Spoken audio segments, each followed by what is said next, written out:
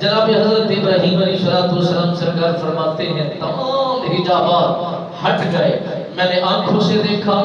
جو کچھ ہو رہا تھا، میں نے آنکھوں کے ساتھ وہ سارے منظر کو دیکھا ہے جس طرح وہ بادشاہ فقر اپنا حملہ کرنے پر اترا ہوا تھا۔ حضرت ابراہیم علیہ السلام سرکار فرماتے ہیں میں نے سارا منظر کو دیکھنے کے بعد جب حضرت سارہ پاک لوٹ کر حضرت ابراہیم علیہ السلام سرکار کے دربار میں آتی ہیں تو آپ نے اپنی یقین دہانی کرانا شروع کر دیا کہ حضور میرے دل کے اندر میرے من پر کوئی میل نہیں ہے، اس ظالم نے مجھ پر حملہ کرنے کی بارہا کوشش کی ہے مگر وہ اپنے ارادے پر مضبوط نہیں رہا ہے کہ جب بھی میری طرف ہاتھ بڑھانے کا ارادہ کرتا تھا میرا خالق اس کے ہاتھ کو شل کر دیتا تھا،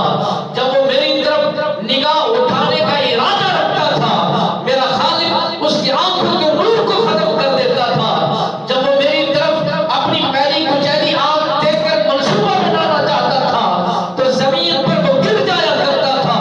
حضرت ابراہیم علیہ السلام سرکار فرماتے ہیں اے سارہ تجھے